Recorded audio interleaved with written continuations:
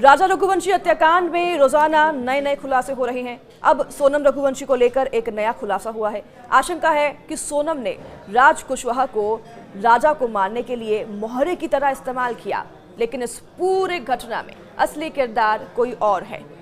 राज को फोन में सोनम का मोबाइल नंबर सोनम दीदी के नाम से सेव था, जो कि राज कुशवाहा की छोटी बहन ने बताया। न्यूज़ 18 की टीम जब राज कुशवाहा के घर पर पहुंची तो ये तमाम बातें राज कुशवाहा की छोटी बहन ने बताया। उसने बताया किस तरीके से राज सोनम को दीदी कहकर पुकारता था।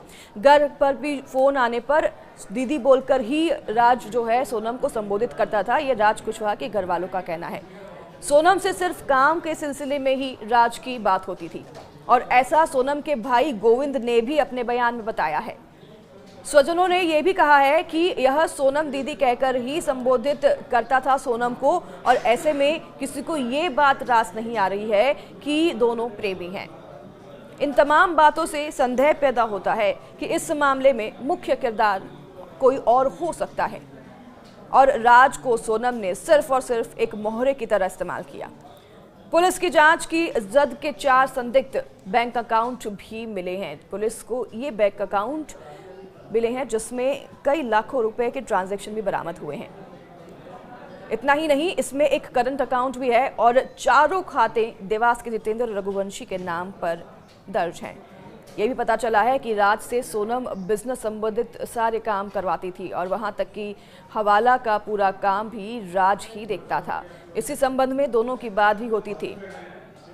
इनकार नहीं किया जा सकता कि राज की जगह कोई तीसरा व्यक्ति सोनम के संपर्क में हो सकता है।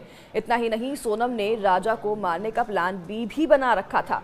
सूत्रों के अनुसार अगर राजा को सुपारी किलर्स यानी कि 3 आरोपी जो कि पुलिस की गिरफ्त में हैं, आकाश, आनंद और विशाल, अगर ये राजा को नहीं मार पाते तो सोनम के पास राजा के मर्डर का प्लान बी भी मौजूद था।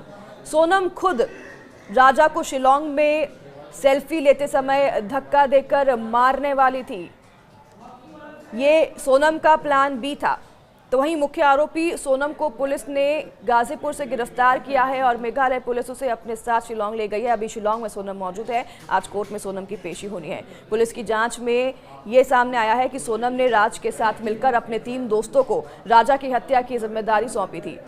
तीनों ने सुनियोजित ढंग से राजा की हत्या शिलोंग में की, लेकिन अगर ये प्लान सफल नहीं हो पाता तो सोनम ने एक बैकअप प्लान भी तैयार कर रखा था। सोनम की दूसरी प्लानिंग ये थी कि वह राजा को किसी ऊंची पॉइंट पर ले जाकर सेल्फी लेने के बहाने उसे धक्का देकर खाई में गिरा देती ताकि उसकी मौत हो जाती, और इस मौत को एक हादसे का रूप दिया जा सकता था।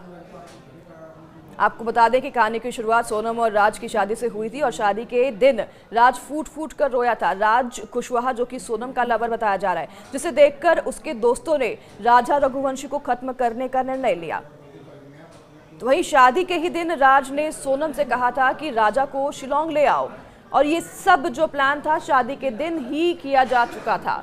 वहीं राजा को खत्म कर देने का प्लान शादी के दिन बनाया गया था। राज कुशवाहा ने सोनम को कहा था कि तुम उसे शिलोंग ले आओ और वहीं पर उसकी हत्या कर दी जाएगी। बाद में सोनम ने राजा से कहा, जब तक कामाख्या के दर्शन नहीं करेंगे हम एक नहीं हो सकते। तो वो कामाख्या मंदिर जाते हैं इसी प्लान के तहत। इस बहाने राजा को शिलोंग ले आया गया और राजा सोनम के साथ शिलोंग पहुंचा। सूत्रों की माने तो हत्या के बाद सोनम नेपाल भागने की तैयारी में थी। हत्या के बाद वह सिलीगुड़ी होते हुए इंदौर आई और फिर उत्तर प्रदेश पहुंची। इस पूरे केस की परतें खोलने के लिए मेघालय पुलिस ने ऑपरेशन हनीमून भी चलाया, और अब लगातार एक के बाद एक खुलासे होते जा रहे हैं। अब इस ऑपरेशन हनीमून में 120 से ज्यादा पुलिसकर्मी शामिल थे, ये भी जानकारी मिल पा रही है, और 42 से अधिक सीसीटीवी कैमरों को खंगाला गया पुलिस के द्वारा। इसी के बाद पूरी साजिश की कड़ियां जुड़ पाई। और आपको ये भी जानकारी दे दें कि इसी साल 11 मई को राजा और सोनम की शादी हुई थी। शादी के बाद दोनों हनीमून मनाने के लिए शिलोंग गए, जहां पर राजा का दुखद मर्डर किया गया, और उस मर्डर केस की मास्टरमाइंड राजा की पत्नी सोनम ही थी। अभी तक यही सामने आ रहा है, और इसमें एक और शख्स का नाम सामने आया जो कि जितेंद्र रघुवंशी। हालांकि इसमें कई और भी लोग शामिल हो सकते हैं, लेकिन अभी तक 4 आरोपी सोनम रघुवंशी, उनके साथ और एक छठा आरोपी, जो एक छठा संदिग्ध है, जिसके ऊपर जो है पुलिस अब जांच कर रही है, पुलिस पड़ताल कर रही है, जिसका नाम है जितेंद्र रघुवंशी, जो कि देवास का रहने वाला है। इससे भी अब पूछताछ की जाएगी। हालांकि आज सभी आरोपियों की पेशी होनी है कोर्ट में, रिमांड पुलिस लेगी और आगे की कार्रवाई की जाएगी। हर एक अपडेट के लिए आप जुड़े रहिए हमारे डिजिटल प्लेटफॉर्म के साथ। नमस्कार।